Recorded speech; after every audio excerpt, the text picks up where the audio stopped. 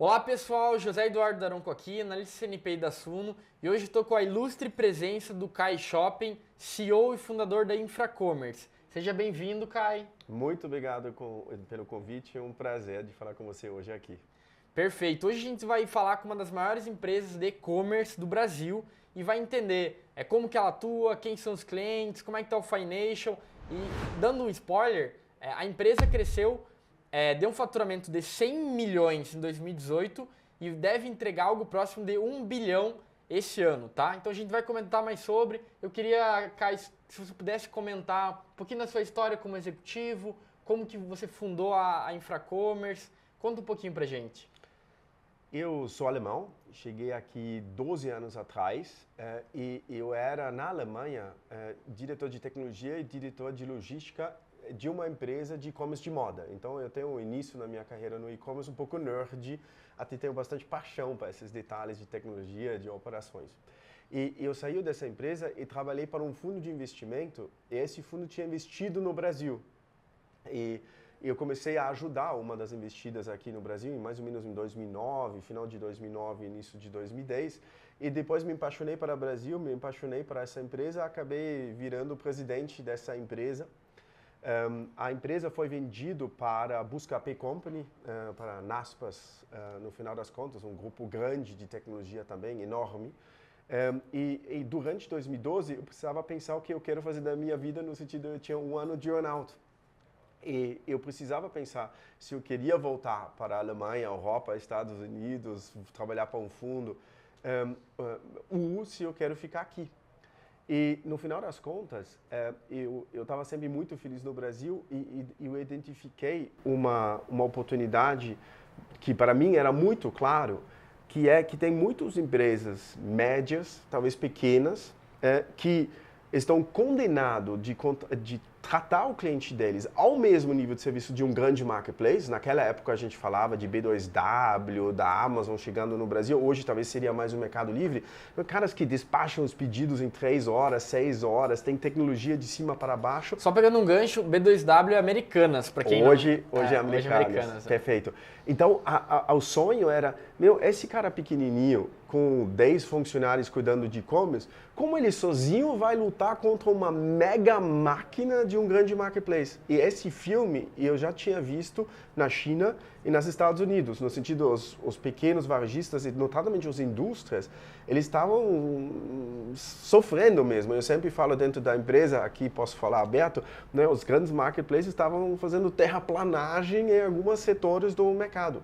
Então, eu queria fazer um negócio que ajuda esses pequenos e médios no pensamento inicial, depois a gente fechou muitos grandes nomes até para esse modelo de negócio, para operar um nível de serviço, um nível de canal de venda, um nível de tecnologia de grandes marketplaces. Esse é um modelo disruptivo, que desse jeito ninguém pensou, que é a combinação de uma plataforma de e-commerce com pagamento, com logística, com dados, com marketing digital, tudo em uma solução integrada. Do mesmo jeito que o e-commerce da Magalu está 100% integrado, do mesmo jeito que o e-commerce da Amazon está 100% integrado, o Mercado Livre está 100% integrado.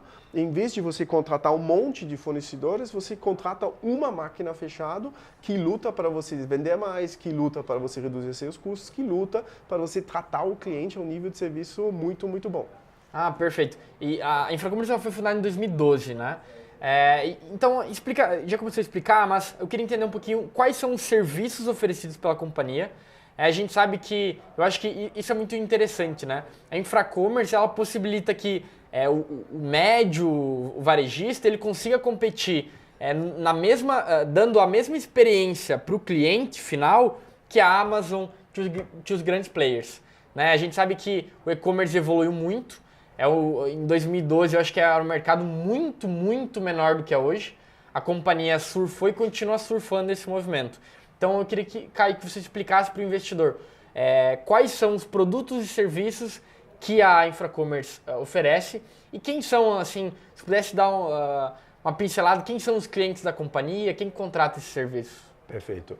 A gente tem 2 unidades de negócio que a gente faz em 7 países. Brasil é a matriz, Brasil de longe o maior país, mas a gente tem 6 países da América Latina que oferecem essas duas áreas de atuação.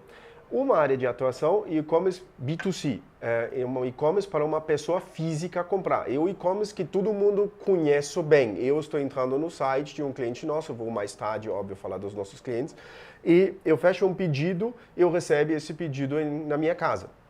Mas tem um outro mercado que está, na minha opinião, no futuro maior que esse mercado de e-commerce B2C. E B2C, pós-pandemia, chegou esse ano mais ou menos, acho que a expectativa é 180 bilhões de reais no Brasil. É enorme. Mas eu acho que esse mercado de e-commerce para B2B, ele poderia ser, daqui 5 anos, 10 anos, maior que isso ainda. É o e-commerce para abastecimento. Então, o comprador é um comprador profissional, que pode ser um supermercado, que pode ser uma farmácia, que pode ser talvez até um fazendeiro. Então, o relacionamento é mais profissional. Por que isso faz sentido? Porque do mesmo jeito que a pessoa física quer essa conveniência, quer um sortimento grande, quer acesso à transparência de preço, a mesma coisa vale para um comprador profissional. Hoje ele se abastece muitas vezes de um distribuidor, ou ele vai comprando no Atacadão, no Açaí. Então, se ele tem um site onde ele consegue comparar os preços, onde ele acha todos os produtos e não precisa esperar um vendedor de um distribuidor ir lá, e talvez esse vendedor ele vende aqui uma semana, mas você já está com falta de estoque. Então faz muito mais sentido a gente fazer a venda também complementando os canais tradicionais, complementando, não substituindo, do mundo de atacado do Brasil. Então a gente tem essas duas áreas. Em ambos, a gente tem uma plataforma de e-commerce, pagamento, a gente faz logística, a gente cuida do transporte, que no Brasil é um desafio enorme. A gente trabalha com 40 transportadoras dentro de um sistema com inteligência artificial que escolhe o transportador certo, por exemplo, porque no Brasil, no final das contas, o mercado de transporte não é muito consolidado, né? Tem players como Correios, Log, Total Express, enfim, tem uma lista longa de transportadores. E hoje o consumidor ele quer cada vez receber mais rápido, né? Exatamente. A gente tem uma empresa de inteligência artificial e dados que faz enriquecimento de dados para você, por exemplo, você entrando no site de um cliente nosso ou eu entrando, você vai ver um sortimento diferenciado, que nem os grandes marketplaces fazem. A gente tem algoritmos que calculam que produto a gente deveria mandar para onde. Hoje a Infracommerce tem 10 centros logísticos no Brasil, então a gente consegue espalhar os produtos dos nossos clientes porque se o CD está em Extrema em São Paulo, está maravilhoso para Minas Gerais, São Paulo, Rio. Sul já está complicado, mas se você manda daqui para Acre, às vezes custa R$50 de frete e demora 2 semanas. Então, no final das contas, quanto mais perto você chega do consumidor, né, você tem uma redução de frete muito grande, uma redução de tempo de entrega muito grande. Então, tem todo um complexo de e-commerce muito parecido com um grande marketplace, só que em vez de colocar a marca Mercado Livre, Amazon, Americanas, a gente coloca os 600 marcas clientes nossos. Então, os clientes nossos, eu sempre brinco, juntos somos mais, não? Os clientes nossos têm acesso à infraestrutura para comércio, o nome Infracommerce vem exatamente disso, de um player enorme, mesmo que eles são pequenos, e a gente tem mais que 600 desenvolvedores que trabalham para todos esses clientes, e eles sozinhos jamais poderiam ter esses tipos de tecnologias, esse tipo de inteligência artificial trabalhando para eles, porque seria tão caro, e você precisaria de uma equipe tão grande para pilotar isso, que a conta dificilmente fecharia para eles. Eu acho que só pegando um gancho, eu acho que é muito interessante isso, né? Porque, na verdade, em outras palavras, a gente pode dizer que a Infracommerce possibilita que os varejistas consigam competir de igual para igual. Porque, do contrário, grandes varejistas como o Amazon, Mercado Livre, até a própria Magalu, iriam acabar ganhando território e não dando espaço para eles. Então, o que a Infracommerce faz é democratizar o varejo e-commerce, então, e garantir que o consumidor final tenha a mesma experiência. Perfeito, concordo. E o nosso modelo é muito interessante, né? A gente está pago para fazer um excelente trabalho, mas não aparecer tanto. No sentido, quem brilha com nossas soluções, quem aparece são as marcas, né? Então, o cliente nosso, por exemplo, a Nike, a Samsung, a Nespresso, a Armani, a Montblanc, a Cartier, Unilever, Mondelez, são todos grandes. Todos os clientes de vocês? Todos os clientes nossos, realmente, a Ambev, Pernod Ricard, Diageo, tudo que bebidas alcoólicas a gente cuida também. Então, no final das contas, a gente está pago para aparecer pouco, para abaixar a cabeça, trabalhar e entregar um excelente trabalho, porque quem aparece para o consumidor final nas soluções B2C, ou talvez para um pequeno varejista nas soluções B2B, são essas marcas, porque, que nem eu falei, a gente tem a máquina funcionando e a gente coloca as marcas dos nossos clientes na frente da marca da Infracommerce. Então, a gente é uma marca atrás de marcas. Então, em inglês, você chama isso enablement. A gente ajuda as pessoas a terem sucesso. Então, isso é um modelo que eu brinco com as novas pessoas que entram na Infracommerce. A gente não pode ser tanto Neymar, no sentido, não é para a Infracommerce brilhar, é para o nosso cliente brilhar no e-commerce. E isso faz que talvez a marca não é tão conhecido que um grande marketplace, porque a gente não faz marketing para o site da Infracommerce, na verdade faz um pouco, mas com público-alvo de alguém que quer serviços e tecnologia para e-commerce, não para comprar um produto no site da Infracommerce. O site da Infracommerce, propriamente dito, não vende nada. A soma de todos os nossos clientes, aí são os sites, sim, que vendem produtos. Perfeito. Agora, vamos falar um pouquinho de resultados. Como eu falei no início, a companhia ela passou, deu uma receita, deu um faturamento em torno de 100 milhões em 2018, e a projeção do guidance é que chega a quase 1 bilhão esse ano. Isso significa que a companhia em 4 anos multiplicou quase 10 vezes. Eu queria entender um pouquinho como que a companhia conseguiu crescer tanto. Eu sei que o mercado de e-commerce ele cresceu muito, cresce muito e deve continuar crescendo. Eu acho que a gente observou, né, Caio, uma mudança de hábito de consumo. Então, eu acho que a pandemia potencializou isso. As pessoas elas tendem a comprar muito mais pela internet, seja olhando o preço antes na internet e comprando depois no mercado físico, ou preferindo comprar no digital. Então eu queria entender, como que a companhia fez para crescer tão rápido e continuar crescendo? Primeiro, como você falou, o mercado de e-commerce, né, tradicionalmente, nos últimos 10 anos, eu acho que deveria ter no Brasil um crescimento médio de 15% a 20%. Então, o mercado já cresce expressivamente. Então, na teoria, qualquer cliente que a gente fecha, ele deveria continuar crescendo 10%, 15% dentro de casa. Normalmente, na verdade, os nossos clientes crescem um pouco mais que isso. Está mais na fatia de 15% até 25%. Por quê? Porque a gente pilota as ferramentas de pagamento um pouco melhor, a gente faz algumas inovações de dados e consegue performar levemente melhor que o mercado, mas em escala faz uma baita de uma diferença. Além disso, a gente tem novos clientes entrando.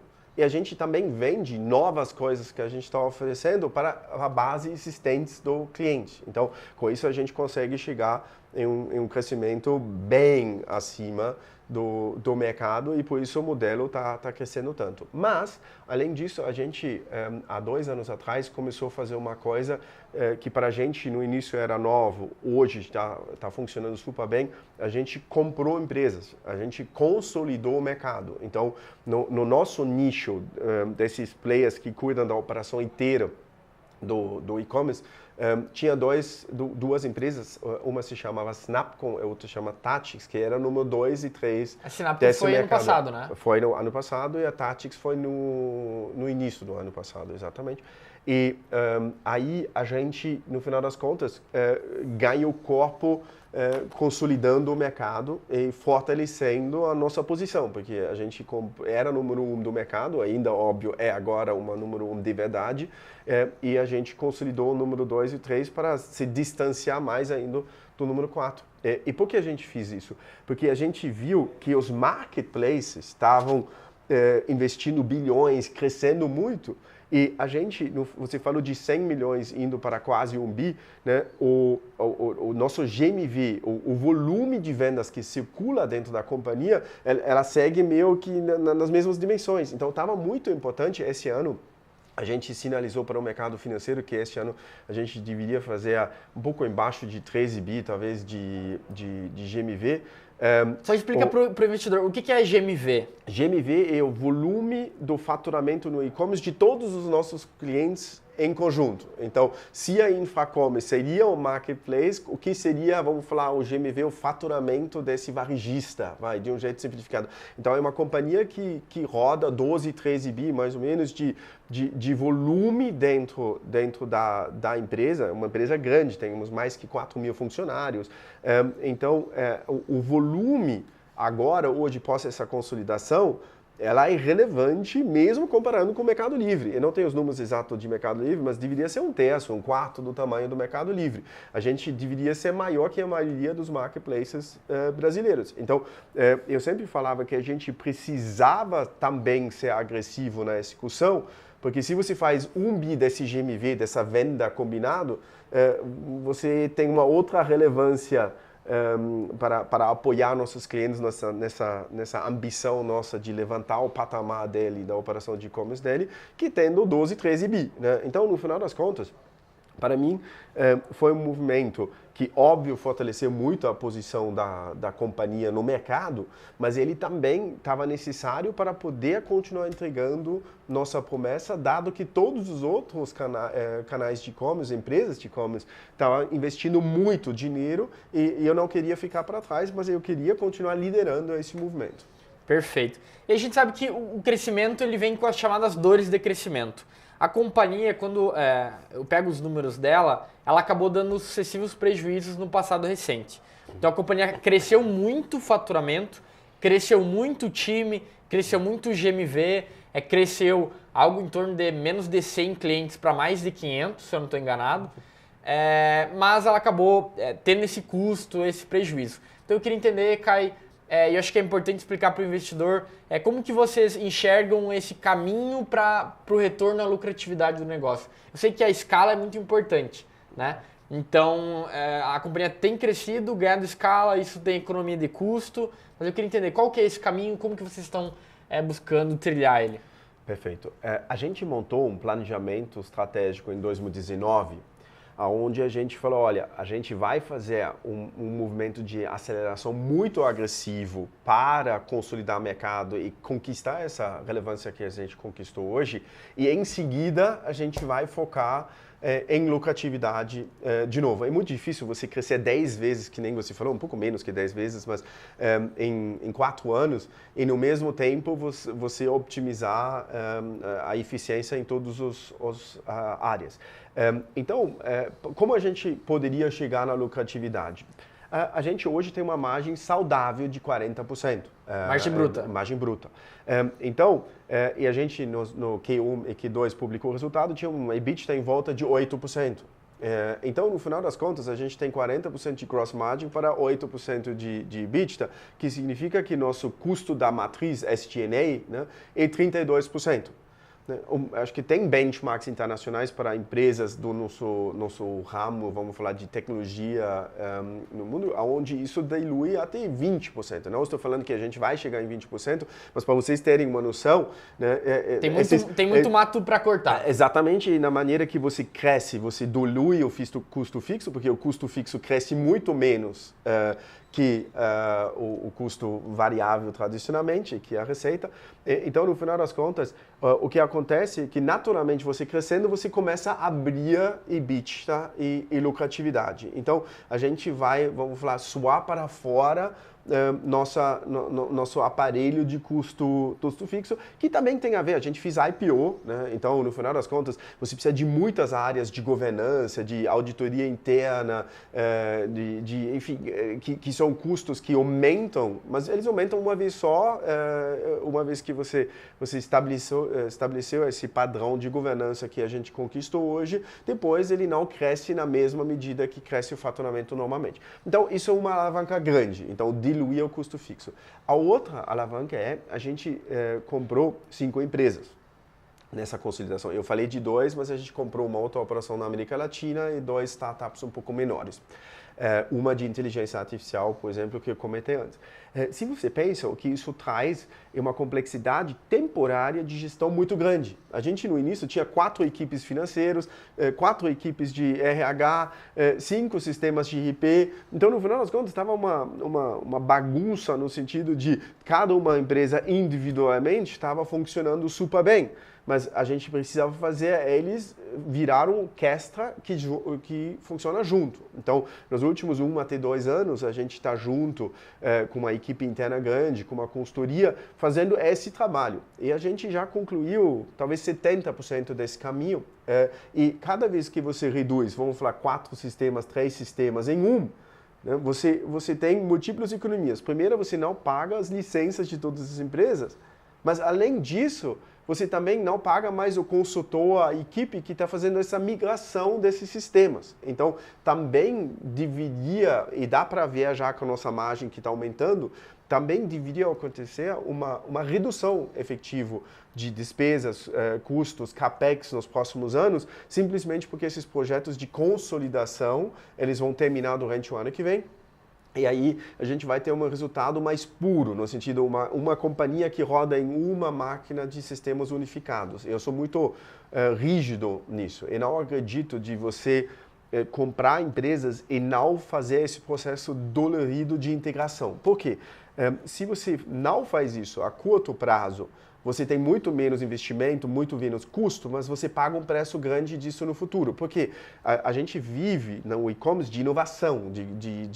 Tipo, no início, o e-commerce era um canal no desktop do computador, depois viu mobile, aplicativo, hoje live commerce, social commerce, metaverso, WhatsApp commerce. Tipo, tá sempre acontecendo coisa. Então, se eu deixo acontecer que eu tenho múltiplos sistemas diferentes dentro da mesma casa, qualquer inovação que eu quero fazer, eu preciso fazer 4 vezes. Porque eu não posso falar para um grupo de clientes, WhatsApp para você não vai ter.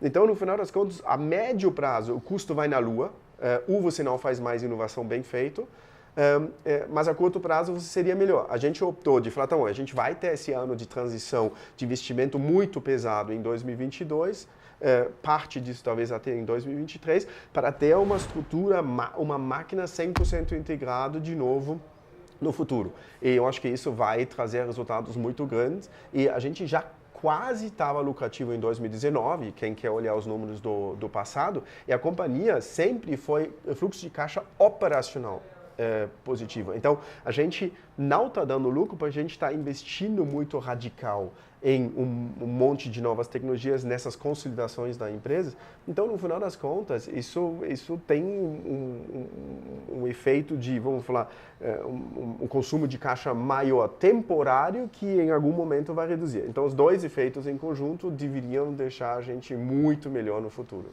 Não, perfeito, muito claro, muito claro. A gente já falou um pouco da história, modelo de negócio, resultados. Eu queria tocar num ponto que eu acho que é muito importante para o investidor, que é o alinhamento entre o controlador, o minoritário e também como que a companhia retém os talentos. A gente sabe que a tecnologia, empresas de tecnologia, empresas de e-commerce, as pessoas são algo muito importante. Então eu queria entender um pouquinho, como que você consegue fazer com que os talentos da Infracommerce não se vão da empresa. E o segundo lugar, eu queria entender se tem alguma stock option, se tem algum alinhamento entre o fundador, os controladores e o minoritário, o pequeno investidor que está nos assistindo. Ponto excelente, tá? Eu sempre falo que as pessoas esquecem, notadamente do mercado financeiro, que uma empresa não está feita de números. Os números são resultado de pessoas, de uma grande equipe trabalhando junto. E sei que falando isso desse jeito está muito óbvio, mas raramente as pessoas, você é um dos primeiros, por exemplo, nas conversas, que nesse sentido, que querem entender sobre a equipe, sobre a cultura, que é a base de tudo, no final das contas. Então, na minha opinião, primeiro, a cultura da empresa é muito, muito importante. Então, a gente, depois de ter comprado tantas empresas, tinha literalmente comitês e grupos de redefinir uma cultura nova, porque todos nós aqui já trabalharam, a maioria, no mínimo, em algum tipo de empresa, né? Tipo, você não pode simplesmente dar a ordem e falar agora o concorrente nosso vira o nosso amigo, não funciona assim, né? Isso precisa funcionar na máquina do café, isso precisa funcionar na cerveja, isso precisa funcionar, óbvio, no dia a dia, na sala de reunião, de trabalhar junto. Então, isso precisa ser trabalhado. Então, a gente fez um trabalho grande de ouvir todo mundo e falar o que as empresas tinham de legal e de ruim. Falar o que a gente pode extrair de bem de todas as empresas. E isso foi fundamental já. Não tem tanto a ver de ter talento diretamente, mas indiretamente foi a base de ter, de novo, mesmo tendo feito tantas integrações de empresa, uma cultura saudável que faz que as empresas fiquem. Então, a gente falou, olha, o que foi legal na sua empresa, o que a Infracommerce pode aprender. E a gente, com isso, abaixou bastante a guarda. Em vez de ser, vamos falar, o arrogante imperialista que chegou lá e comprou todo mundo, falar que agora é nosso jeito, a gente tentou o máximo possível envolver todo mundo. Então, isso foi a base de tudo, de voltar para ter uma cultura muito forte que a gente sempre tinha. Tá? As pessoas da Infracommerce muitas vezes falam que a gente está trabalhando junto com um amigo. Então, por exemplo, a gente tem uma vez por mês uma festa de aniversariantes. Então, a gente canta parabéns. A gente tem aqui na Sum também. Para todo mundo que fez aniversário naquele mês. Porque eu sempre falo que a gente passa muitas vezes mais tempo na empresa que a gente passa com a nossa família. No mínimo, se você elimina as horas de sonho que você não fala com a sua família, né? Então, no mínimo, a gente pode fazer um lugar legal para todo mundo trabalhar. A gente tem um simulador de carro de corrida no escritório, um bilhar, mas isso sozinho também não faz. Você pode ter uma cultura muito chata e botar um bilhar lá, tá tudo bem, né? Não é. Isso é um monte de coisas em conjunto que fazem que realmente é uma galera que trabalha junto, tá? Eu chutaria que 95% dos funcionários da Infracommerce conhecem meu e-mail e pode mandar e-mail e eu estimulo isso e falo, cara, se tem alguma coisa errada, pode me criticar. Eu sempre brinco que no Brasil muitas pessoas têm um coach, vão no psicólogo e pagam caro para receber um feedback. Aí eu tenho uma pessoa bem intencionada na empresa que quer me dar um feedback, vou ficar bravo? Não significa que eu vou implementar 100% das coisas que eles estão pedindo, mas ouvir eles e aprender com isso, eu acho que também faz parte da nossa cultura de uma hierarquia mais acessível. E eu acho muito legal que, vamos falar, jovens de alto potencial, executivos de alto potencial, podem se tornar os nossos sócios e a gente monta junto à empresa. Eles ganham esse stock option hoje. Só explica o que é stock option para o investidor e quem são na companhia as pessoas habilitadas. Então vocês procuram quem? Os executivos, os talentos e como que eles ficam retidos na companhia e qual que é a vantagem para eles? Stock option é um conceito muito, muito comum nos Estados Unidos. Aqui no Brasil um pouco menos ainda, mas acho que deveria ser mais comum. Onde você dá a possibilidade para um funcionário virar seu sócio. Mais importante ainda, o nosso programa é feito que se a ação não valorizar, do momento que você ganha os seus stock options, você ganha nada. Então, se a companhia não está indo na direção certa, se os minoritários e os grandes sócios não estão ganhando dinheiro, não é o que o cara vai ganhar lá muito dinheiro, né? Então, ele vai ganhar dinheiro se todas as outras pessoas estão ganhando dinheiro. Então, é um instrumento muito, muito bom nesse sentido.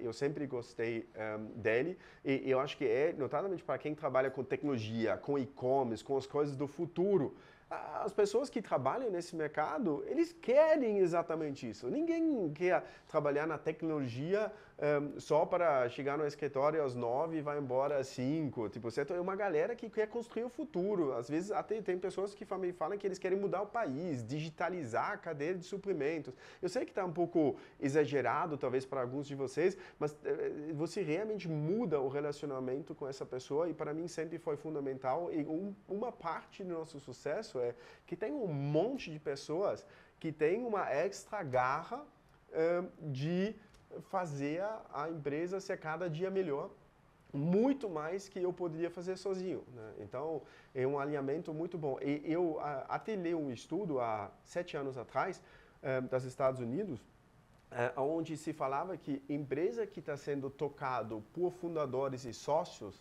no mercado financeiro, na média, performa melhor, tá? Eu, infelizmente, não tenho a fonte desse estudo, porque já faz muito tempo. Empresa de dono, né? Em resumo, é uma empresa de dono. Que o controlador está alinhado, o fundador ele criou, acho que a Sum é exemplo, o Thiago está aí, vocês veem ele sempre. O nosso público ele conhece bem. Exatamente isso. Eu acredito nisso. Eu acredito que as melhores empresas que eu conheço de tecnologia são caras que tinham ou ainda têm um fundador visionário que estava indo atrás de um alvo de 20 anos de visão, em vez de bater só quarta a quarta. Precisa fazer a minha lição de casa como executivo, claro, mas tipo, não adianta optimizar um quarto, outro quarto e depois você... Sacrificar lá na frente. Exatamente, você precisa ter um master plan para anos para frente. Eu adoro fazer isso, eu adoro dar a possibilidade de levar todo mundo junto. Tem um ponto que eu queria puxar, Kai, que é sobre a parceria da Infracommerce com a Alibaba. Né? A gente sabe que o grupo Alibaba é um dos maiores players de e-commerce na China, na Ásia, e a gente também observou no passado recente que várias empresas, a Shopee, Shein, AliExpress, têm crescido muito no Brasil. Então a companhia largou na frente, fez uma parceria com a Alibaba. Queria que pudesse explicar um pouquinho quais oportunidades vocês viram nessa parceria. Primeiro, o que é essa parceria e quais as oportunidades? Perfeito. Primeiramente, eu sempre tinha uma admiração muito grande para a Alibaba. Eu falei no início da nossa conversa, eu olhei muito para a China, além dos Estados Unidos, para me inspirar, porque tanto os Estados Unidos quanto na China está 1, 2, 3 anos na frente na inovação, normalmente, do Brasil e do restante da América Latina. Então, você acompanhando esse mercado por perto, você sabe que você precisa fazer em grandes linhas no Brasil, precisa sempre tropicalizar, mas é uma boa fonte de inspiração, no mínimo. E nesse sentido, a Alibaba, que é o líder, claro, de e-commerce da China, né, de um mercado muito grande, é óbvio que eu preciso ficar perto deles. A gente já tinha contato com a Alibaba pela essa admiração minha e da empresa deles, e quando a AliExpress decidiu além de fazer a venda cross-border, né, então vender produtos chineses via China para o Brasil, que é o grande negócio da AliExpress hoje, eles queriam permitir que sellers brasileiros se plugam nessa plataforma AliExpress, que é uma das unidades de negócio da Alibaba. Eles falaram com a gente gostaria que vocês ajudassem esses varejistas, esses vendedores, de fazer e-commerce dentro da AliExpress, porque no final das contas é nosso negócio, né? Então, a gente apoia tanto na logística, que é óbvio, né? Quem quer utilizar a nossa logística pode utilizar, mas a gente também apoia eles com sistema de RP, emissão de nota, calibração fiscal, todas essas complexidades que um player notadamente menor às vezes sofre. A gente dá para eles um BI, chama Infra Analytics, essa ferramenta nossa, que te mostra as vendas, recomenda abastecimento, enfim, um monte de apoio de dados. Então, é uma mistura que nem sempre na Infracommerce de tecnologia com operações, com serviço, que levanta o patamar do cara. E, no final das contas, isso foi muito bom para a AliExpress, porque eles já tinham um site gigantesco, com um público gigantesco, mas eles precisavam aterrissar essa estrutura para o Brasil. E a gente, no final das contas, com 10 centros logísticos, com toda a nossa tecnologia, estava razoavelmente bem aterrissado, né, nessa lógica aqui no Brasil, e funcionou super bem. Eles têm os clientes, a plataforma do lado deles, e a gente tem tudo o que falta por baixo disso. Não, perfeito, muito interessante. É um player muito grande, né? Ele é o maior player de e-commerce na China, e a China é um mercado muito grande. Então é uma oportunidade, a companhia abriu mais uma avenida de crescimento, né? Já se encaminhando para o final, eu sempre faço essa pergunta, você como fundador, atual diretor-presidente, como que você enxerga a Infracommerce nos próximos 5 ou 10 anos, e quais são os riscos, assim, o que que te tira o teu sono, que tu tem que estar lá pensando para ajustar, para não dar problema, é a concorrência, o que o investidor tem que saber, que você está ligado e busca sempre aperfeiçoar? Surfando a onda, na teoria, deveria se dar bem. Então, acho que, no final das contas, a gente não precisa reinventar muito a roda na Infracommerce, talvez diferente de muitas outras indústrias, porque a gente está em uma indústria aí, vale para os marketplaces, vale para outras plataformas SaaS, para caras de pagamento de e-commerce, não só vale para a gente, né? A gente está em um ambiente que está crescendo. A gente é o número 1 muito, muito claro dentro desse nicho nosso de fazer a tecnologia junto com pagamento, logística, dados, 100% interconectado. Então, a gente está atuando dentro de um mercado que cresce de uma posição de força. Então, no final das contas, mais da mesma coisa já vai dar um resultado bacana. O que me parece como uma oportunidade muito grande, a gente hoje e número 1 na Argentina, a gente está número 1 na Colômbia. A companhia atua em 7 países diferentes, né? Exatamente. E tem mais de 4 mil colaboradores? Mais que 4 mil, exatamente. E a gente está número 2 no Chile, a gente está, vamos falar, 1,5 no México, tem um outro player. Então, talvez dá para consolidar mais esse mercado no futuro. Em caso de dúvida, a gente também precisa trabalhar muito para conquistar posição de liderança lá. Tem coisas a fazer. Agora, se você me pergunta, Caio, o que te rouba o sonho, eu sempre falei que a empresa é feita de pessoas. Então, para a gente crescer no ritmo que a gente quer crescer, a gente vai precisar contratar muita pessoa boa.